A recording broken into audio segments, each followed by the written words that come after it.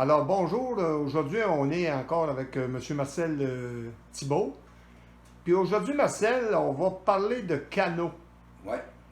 comme genre des classiques de canaux ou des... À partir du début, Oui, ici à on va Mont-Laurier. essayer de décrire ça assez rapidement pour être capable de rester dans les limites de temps. Ça a Puis, commencé en 57-58 oui, aux environs, oui, là. oui, oui. Et puis toi, là, tu pourrais nous parler un petit peu de tes souvenirs de jeunesse, les premiers canadiens qu'il y a eu à Mont-Laurier un petit peu, ou peut-être, là. Oui. Mais là, si on part du début, comme je l'ai mentionné dans une autre vidéo Oui. un peu plus tôt,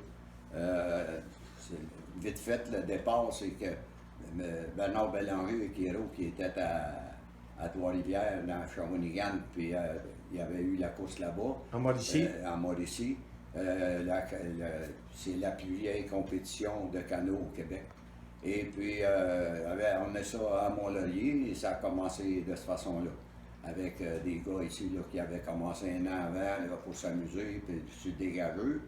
Et puis aujourd'hui, même à 80 ans aujourd'hui, je me pose encore la question, le canot, est-ce un sport ou une folie?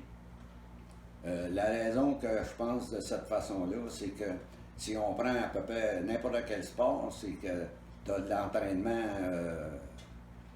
mettons, on va parler de hockey, tu t'entraînes 1 heure et demie.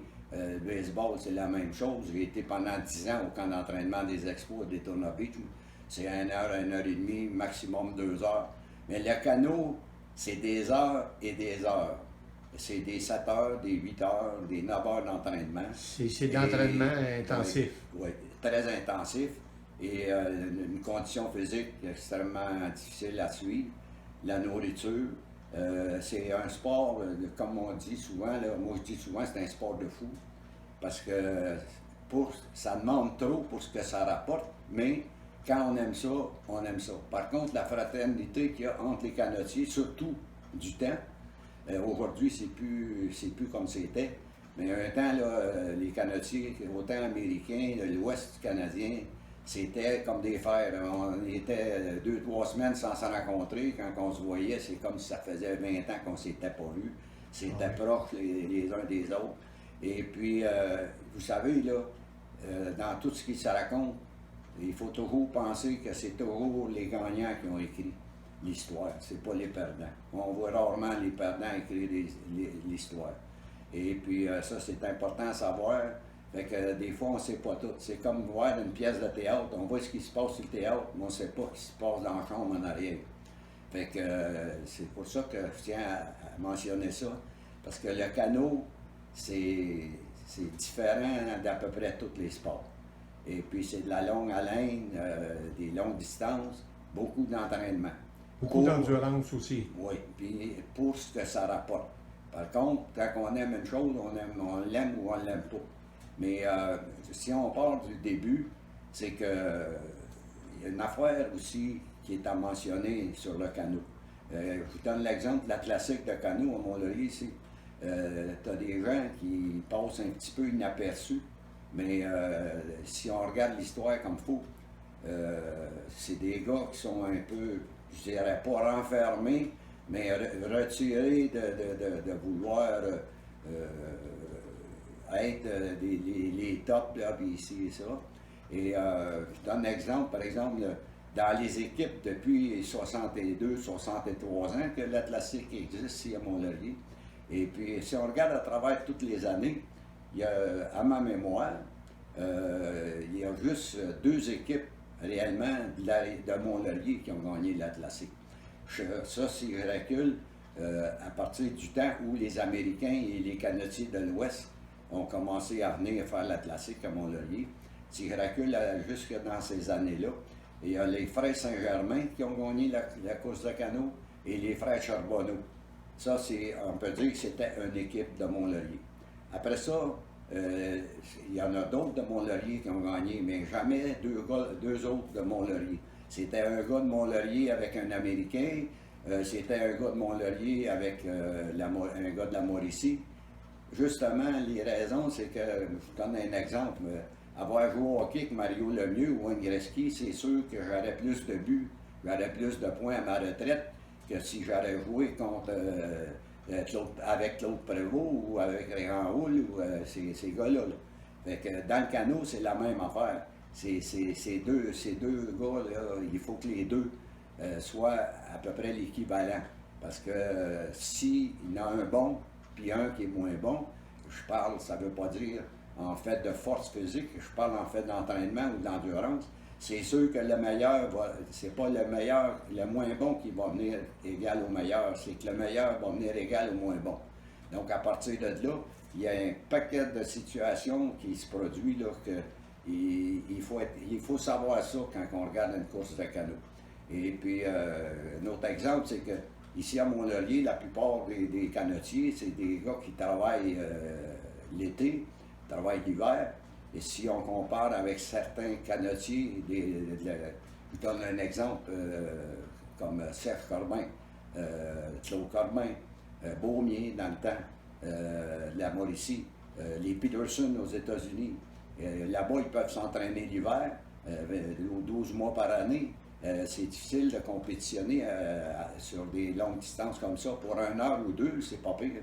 Mais sur des courses de 7, 8 heures, 10 heures, comme qu'il y a à plusieurs places, le gars qui ne travaille pas, que pour lui, c'est le canot, c'est 24 heures par jour, c'est canot. L'été, tu ne travailles pas, on fait du canot, on peut s'entraîner l'hiver. C'est une grosse différence.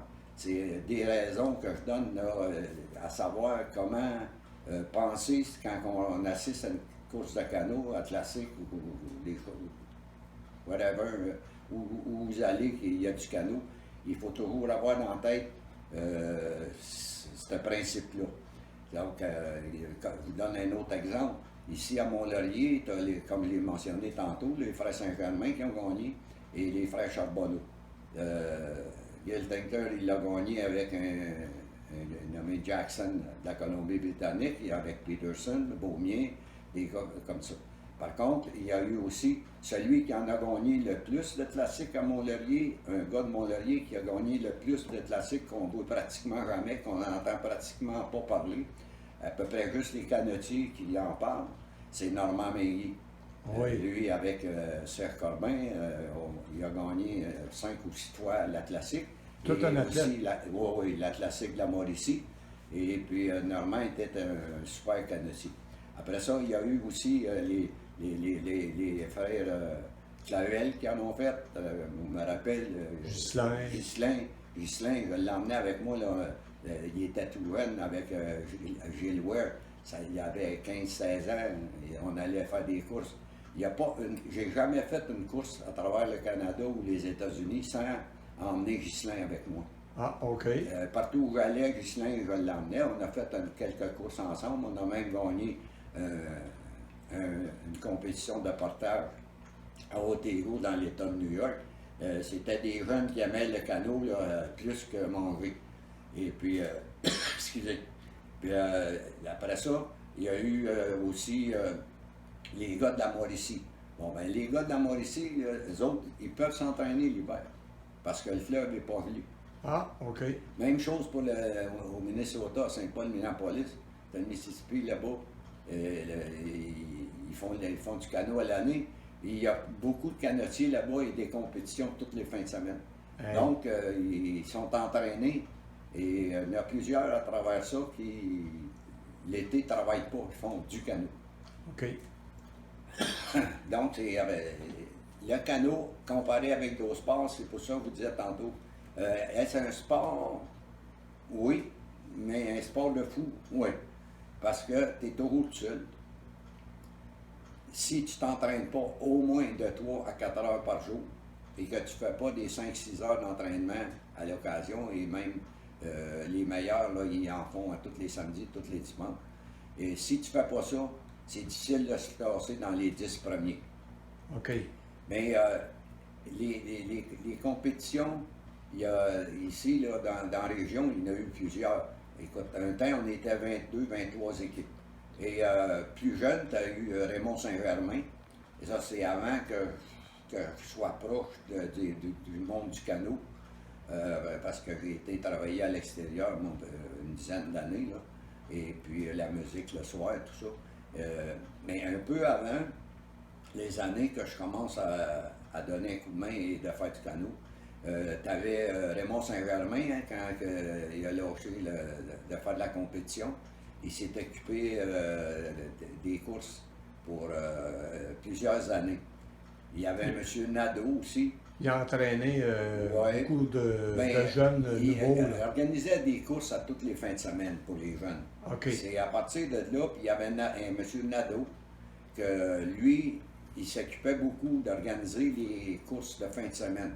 OK, comme... Toujours avec Raymond, mais comme pour aider Raymond. Parce qu'il y avait des courses de canot aussi, de chasse aussi, là. Oui, bien, quand on parle canot de chasse, dans le fond, c'était plus, c'est qu'à un moment donné, on va y revenir là-dessus un peu plus tard pour le canot de chasse.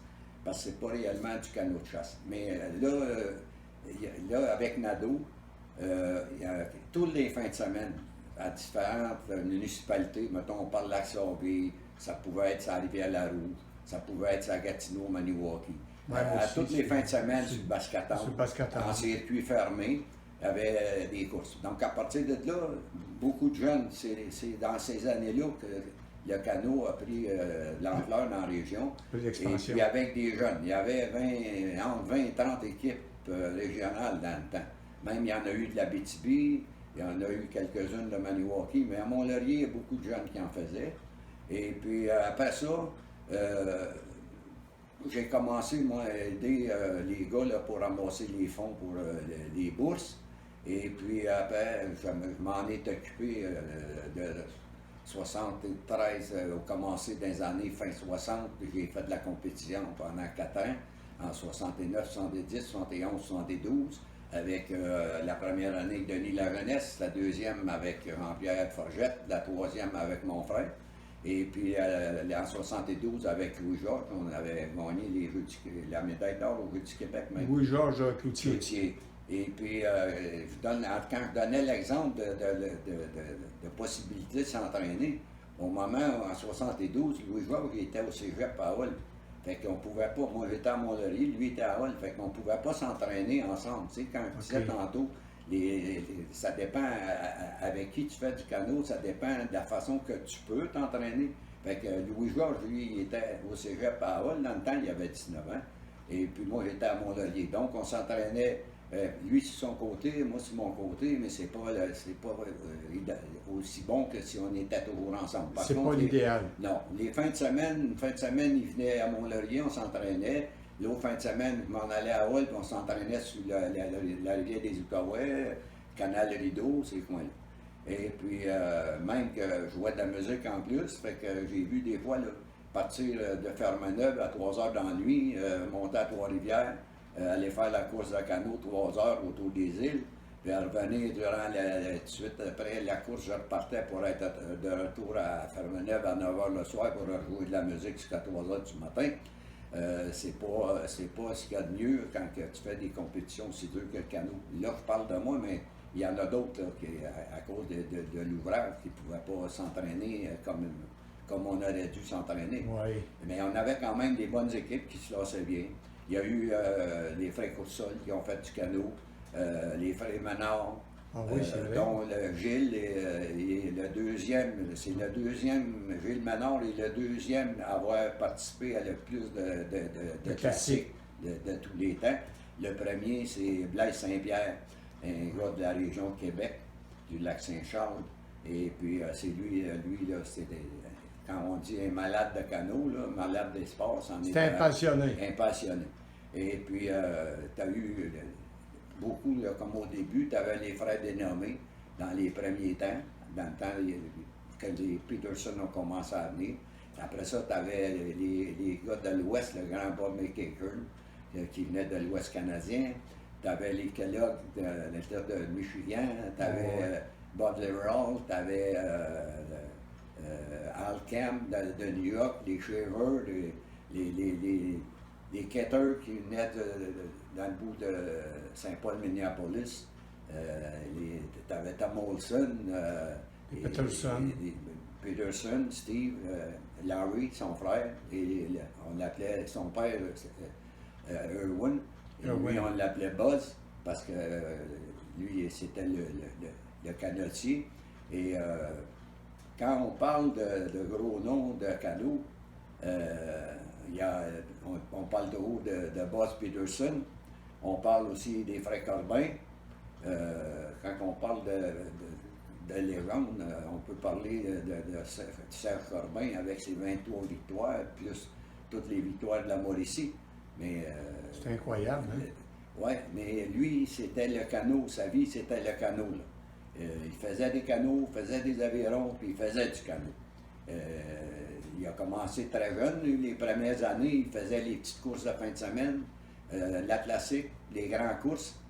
Claude se trouvait un partenaire un peu plus âgé parce que Serge était trop jeune. Fait qu'il a appris à dure école parce que Claude, comme on dit souvent en termes sportifs, il niaisait pas avec l'époque. Fait que là, à un moment donné, vers l'âge de 18-19 ans, là, il a commencé à faire les grandes compétitions là, avec plus d'heures dans les courses. Même chose pour les Peterson. Peterson en a fait avec un et l'autre, et à un moment donné, c'était Steve qui était avec son père. Puis Larry, ben lui, il embarquait avec. Il y a eu des Jensen aussi, des canotiers du Minnesota. Il y en avait 15 à 20 qui venaient à chaque année. Et puis.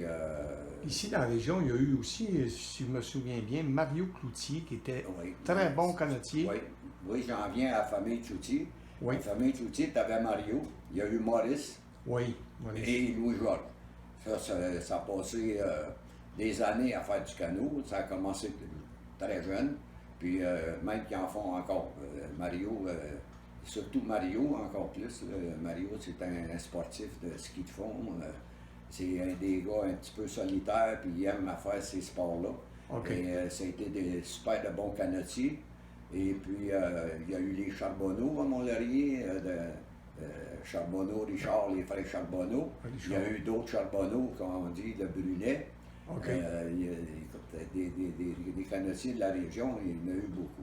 Et puis, là, à un moment donné, moi, par rapport à des situations qui se sont produites, j'ai laissé tomber l'organisation en 93. Et puis, le reste du groupe ont continué. Et puis, après ça, ce que j'aimerais mentionner, c'est que la famille Pagé, la famille Armand Pagé, Régent et son fils Roch, ont commencé à s'occuper de la classique et des courses de canot. Puis, ça fait au moins une vingtaine d'années. Et la femme à Roch, Ginette Tourangeau, elle fait même du canot. Il y a eu des femmes qui font les compétitions, parce que ça fait des années. On a eu des femmes qui venaient des États-Unis, les femmes de canotiers qui s'entraînaient avec le mari. Okay. Et puis, ils embarquaient ensemble pour faire les classiques. Puis la Mauricie, la même chose. Et la Mauricie, c'est 8 à 10 heures la première journée, c'est 5-6 heures la deuxième journée, et 4h30, 5 heures la troisième journée. Et puis, moi, je peux vous dire, j'ai vu des équipes de femmes qui se sont classées dans les 15 premiers. Là. Il y avait des femmes là, qui étaient réellement super bonnes canotières. Là, avec toutes ces années-là, depuis, je dirais, 15 à 18 ans, et Roch Pagé et sa femme, sa conjointe Ginette, qui s'occupe de la course de canot. Mais avec la situation de nos jours, avec tous les changements de la vie, c'est difficile de faire encore des 2 jours. Donc, c'était une bonne chose qu'ils ont faite. Il y a une journée, c'est la compétition de la classique, au lieu de 2 jours. Il y a même déjà eu 3 jours. Mais là, de nos jours, c'est une journée pour la classique. Et on a mentionné sur d'autres vidéos que la grosse journée, c'est surtout la journée régionale, avec les courses des canotiers de certain âge. C'est plus pour s'amuser en famille, avec les femmes, les jeunes. C'est une bonne chose. Et puis là, j'en reviens à ce que tu disais tantôt pour les courses de canot, de course et de chasse. Oui. La raison qu'on appelait ça comme ça, le canot de chasse et canot de compétition, c'est que dans les années 76 à 78, les Américains sont arrivés à Mont-Laurier. Ça tout s'est passé à l'Aréna à Mont-Laurier. Même les dirigeants de la Classique de la Mauricie sont déplacés pour se rendre à Mont-Laurier. Puis ça a brassé pas mal cette année-là. C'est que les Américains sont arrivés à Mont-Laurier avec des 18 pieds et demi. Et il y avait des normes pour le canot. Je donne juste un exemple, c'est que à 3 pouces du fond, il fallait qu'il y ait 34 pouces et 3 quarts de large. Fait qu'eux autres, ce qu'ils ont fait, c'est qu'ils ont rapetissé en avant, ils ont rapetissé en arrière, mais ils ont grossi au milieu pour arriver aux normes de 33 pouces et 3 quarts. Hey. Mais la flottaison, la vitesse, c'est pas comparable avec un 16 pieds. À 18 pieds et demi, c'est beaucoup plus vite. Beaucoup plus rapide. Plus rapide. En plus, moins de flottaison, moins de succion pour l'eau. C'était plus rapide. Fait que là, on aurait eu le choix de dire non, mais on a accepté. La raison, c'est qu'ils seraient retournés chez eux et ils n'auraient pas fait la compétition ni la Mauricie. Okay. Fait qu'ils ont un peu forcé la note pour que la Mauricie et Mont-Laurier acceptent. Et puis à partir de là, mais là, ils ont fait les canots de 18 pieds et demi. Et il y avait les compétitions. C'est à partir de là qu'on appelait les compétitions de canot de chasse et les compétitions de course. C'est que les 18 pieds et demi... C'était plus professionnel. C'était pour les professionnels, mais les mêmes professionnels pouvaient aussi embarquer et faire les courses dans un canot de chasse. Mais les canots de chasse, il faut s'entendre, c'était les anciens canots de course de 16 pieds qu'on a appelés canots de chasse. Okay. C'était pas les vrais canots de chasse comme les Radisson ou les cours de même. C'était les 16 pieds, on disait que c'était le canot de chasse. Okay. Et le canot de course, c'est devenu le 18 pieds et demi. Mais le problème, c'est ça. Les raisons pourquoi on voulait empêcher ce changement-là étaient simples et normales qu'on aurait aimé que ça arrive pas ça. La raison, c'est que ces canaux-là se vendent 6 000 quelques piastres. C'est dans le 6 000 piastres passé. Avant, on avait les avirons en bois qu'on faisait nous autres mêmes, ou oui. certains gars en faisaient, comme dans la région, Alain Legault, Fermeneuve faisait des... J'ai même fait mes avirons moi-même. Puis M. Ménard aussi. Gilles Ménard faisait des canaux, il faisait les 16 pieds dans le temps. Après ça, Alain Legault, lui, faisait des avirons. Mais là, c'est devenu que les avirons, ils pesaient quoi? 1,5 livre, 2 livres. Là, sont tous en graphite. Et c'est moins pesant. Le canot, les avirons se vendent 400-500 piastres l'aviron. Le canot, il est peut-être de nos jours à 7-8 000 piastres.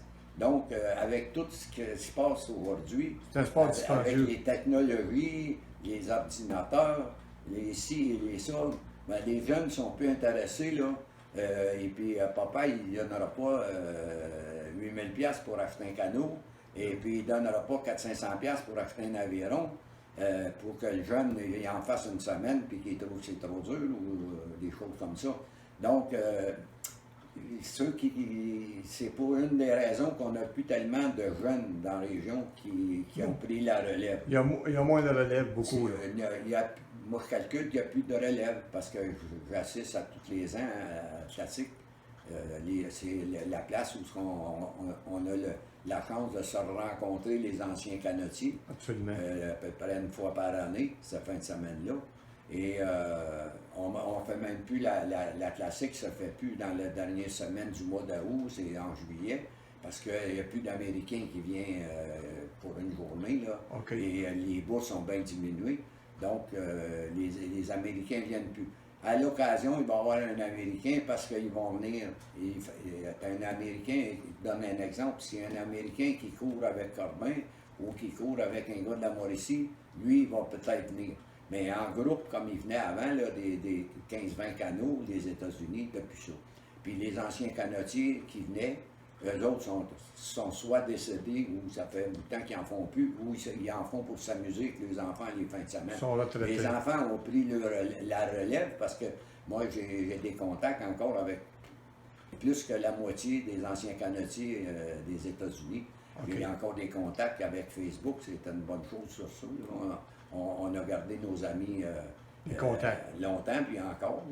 Et puis, ça fait drôle de voir qu'on reçoit des vidéos, ils sont avec leurs enfants, j'en ils sont rendus à 60 ans passés, puis le jeune a 25-30 ans, mais c'est pas tous les jeunes qui font de la compétition. Non.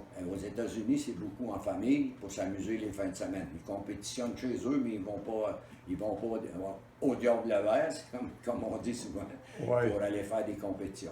Mais c'est ça, il y a, à travers tout ça, là, il faut aussi mentionner le nom de Gil Tengler. Parce que Gil, j'ai des photos chez nous, Gil faisait partie des premières décisions, faisait partie de la gageure avec le Ménard, Alan Cameron, le groupe de gars, Yves Ménard, il y avait dans ce temps-là, il y avait le frère Gil, Howard. Les gars, là, eux autres, ils étaient là à la première course. Au tout début. Au tout début. Et puis, Gil, ben, lui, il était obligé, à un moment donné, il a manqué plusieurs compétitions parce qu'il était au Caribou. Puis le guide était au Caribou, ben, c'est dans la même période que l'Atlantique. Donc, il était quelques années pour en faire.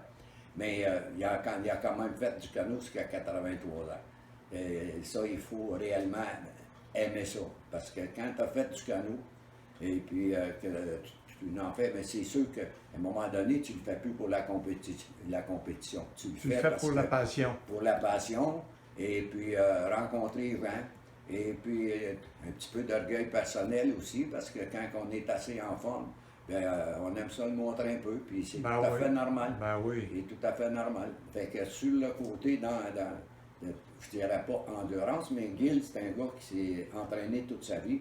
Il a toujours été dans les sports comme ça. Il a toujours aimé ça. Et puis, c'est quand même... c'est un sportif dans l'âme. Oui, chapeau pour l'âge d'avoir fait du canot jusqu'à l'âge qu'il l'a fait. Là, alors, c'est quelque chose. Oui. Mais c'est ça. Là, en général, sur le canot, c'est à peu près ce que... Le résumé de l'ensemble. Et puis malheureusement, là, comme je disais durant le reportage, la relève à lâcher, c'est qu'il y a trop de choses à faire aujourd'hui.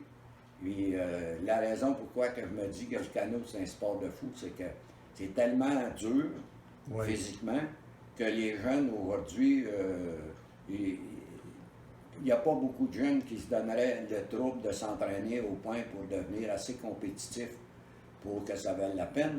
Parce qu'au bout de ligne... Ça prend des années, là. Oh, c'est des années, puis en bout de ligne, c'est pas un sport qui va t'aider à vivre. Au contraire, il va falloir que tu mettes de l'argent de ta poche. Ça vend des sous, là, parce que les canaux, c'est rendu à 7 000 $. L'entretien des canaux, les voyages, il n'y a plus non toutes les dépenses. Oui, puis il n'y a plus non plus autant de compétitions qu'il y avait dans le temps. Un temps, là, il y en avait partout, à toutes les fins de semaine au Québec. Une fin de semaine, on pouvait aller à Trois-Rivières, une autre semaine à Shawinigan. Un autre tantôt, il y avait Batiscan, il y en avait à Saint-Donat, il y en avait à la route il y en avait à Roue, on partait de la Conception, on descendait, on partageait pour les chutes à Brébeuf, on reprenait la rivière du Diable, ça allait finir à Saint-Jovite. Il y avait toutes les fins de semaine, tu avais des compétitions. Mais aujourd'hui, tu n'en as plus. Donc, tu t'entraînes pour 2, 3 ou 4 courses dans l'année, c'est trop de temps et d'entraînement, puis d'investissement pour que la relève elle soit là. Fait que c'est sûrement appelé à disparaître un jour là, sur un plan, mettons, régional ou provincial ou même international. Mais on ne peut pas dire international parce que le canot, c'est États-Unis, Canada. Mais il reste qu'en Amérique, si tu veux. comme j'ai dit pendant le reportage, là, aux États-Unis, c'est très fort encore, mais ils ne sortent pas pour faire les compétitions. Ça diminue là aussi. Oh, là. oui, ça diminue. C'est en famille, eux autres aussi. OK. Comme un peu le dimanche, la journée familiale là, pour la classique, comme on l'a dit. Fait que je pense bien qu'à travers tout ça, Oui. pas mal tout le monde a été touché. Et puis il y a eu aussi un bout de temps, il y avait, quand j'ai laissé, moi, il y avait des gars là, qu'il faut mentionner, qui ont fait des années et des années à s'occuper que la course de canot, la classique, allait une bonne renommée. Tu as les frères Menard, tu as les gars à Fermeneuve, comme Justin Clavel, tu as les Sirard, Gérald Sirard, Oui, c'est vrai, Gérald. Yvon Deslauriers, Alain Legault, Louis-Jacques Cloutier. Ça, dans l'organisation, avec les années, et comme j'ai mentionné tantôt, Ils ont travaillé beaucoup. La famille Pagé, avec Ginette, qui s'en occupe beaucoup. Il y a M. Super aussi, depuis plusieurs années, qui est président de la Classique, qui travaille fort là-dessus. Et puis, ça touche à peu près tout le monde qui ont été impliqués dans le canot. Et puis, bien entendu, qu'il y a eu plusieurs années, il faut toujours remercier ceux qui permettent qu'on peut faire certaines choses. Et ça aussi, ça diminue aussi. C'est nos commanditaires. Et aujourd'hui, les commanditaires sont moins favorables à commanditer les loisirs qu'ils l'étaient un temps. Parce que, pour plusieurs raisons, côté monétaire, avant, tu te promenais en auto avec la caisse de bière entre les deux sièges, puis c'était correct. Et aujourd'hui, ça a modéré pas mal. Fait que les commanditaires modèrent aussi. Fait que, puis la renommée, tout en étant un petit peu moins reconnue, les commanditaires sont moins portés et embarqués, mais il faut saluer les commanditaires, les commerçants de Mont-Laurier. Puis, qui ont donné beaucoup. Jacques Lessard qui a beaucoup aidé. La brasserie Labatte aussi avec Yves Lauzon. Coke, Pepsi, ils ont eu chacun les familles Forgette. C'est ça. Herman et... C'est ça. Il y avait Saint-Pierre. Oui. Le temps, Pelleneau aussi, dans le temps qu'il était gérant de Coca-Cola. Je tiens à remercier ces gens-là parce que c'était en grande partie la raison de notre réussite, c'était ce monde-là. Mais ce qu'il faut, sans donner de nom, et ceux qui le verront vont se reconnaître parce qu'il y en a trop.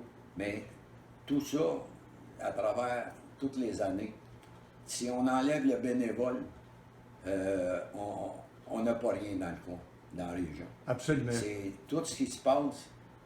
C'est tout grâce à des bénévoles. À 99% du temps, c'est grâce aux gens qui font du bénévolat. Donc, aux gens qui ont fait du bénévolat depuis les années, quelle que soit la situation, ou pour qui que ce soit. Ou de sport, ou n'importe quoi. Sport ou organisme. Mais on met tout dans le même plat. J'aimerais que le monde qui ont fait du bénévolat, je voulais qu'ils sachent que c'est reconnu par les organisateurs. C'est sans vous autres, on n'aurait jamais réussi à tout faire tout seul. Fait que, chapeau à tous les bénévolats de la région. Et là, je ne sais pas, c'est vous autres qui faites que nous sommes en map. Bon, ben. À la prochaine. Un gros merci, Marcel, puis à la prochaine à tous. Merci.